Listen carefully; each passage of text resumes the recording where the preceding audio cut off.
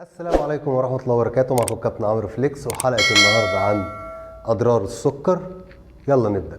قبل ما نتكلم عن ايه هي أضرار السكر لازم تفهم الأول إن أول ما بتيجي تاكل سكر ايه اللي بيحصل في جسمك. أكتر عضو في جسمك مسؤول عن إفراز هرمون الأنسولين هو البنكرياس.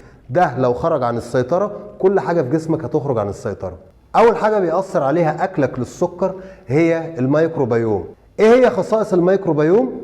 أول حاجة بتساعد في إنتاج بعض الفيتامينات والأحماض الأمينية في جسمك، وبتساهم في زيادة الأجسام المضادة، وبتساعد في امتصاص الألياف اللي معدتك ما بتقدرش تهضمها في الأمعاء، وليها فوائد كتير جدا في جسمنا تخص المناعة. أول ما يبدأ السكر يدخل دمك يبدأ البنكرياس يقوم بوظيفته ويفرز هرمون الأنسولين، واول ما يفرز هرمون الانسولين تبدا الخلايا تستقبل السكر اللي دخل جسمك ده وتحوله لدهون، وده مش كويس على المدى البعيد. على المدى البعيد اللي هيحصل البنكرياس ما يقومش بوظيفته الكامله، يبدا السكر يزيد في الدم، ولا قدر الله ممكن تصاب بمرض السكر.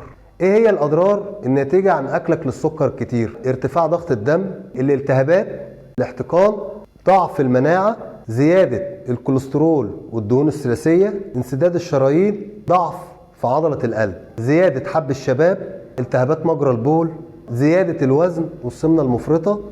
طيب لو انت ما قدرتش تستغنى عن السكر استخدم سكر ستيفيا، ده كويس جدا، ده سكر عضوي. بعض الفواكه زي الفراولة، الاناناس، مفيش مشكلة لو استخدمت الفواكه دي ما بتعليش السكر. وتحاول بقدر الامكان ان انت ما تاكلش لا سكر ابيض ولا ان انت تعلي الانسولين وتستفز البنكرياس ان هو يفرز كميه انسولين في جسمك زياده عن اللزوم عشان ما تتحولش لدهون وتاثر عليك وتاثر على مناعتك.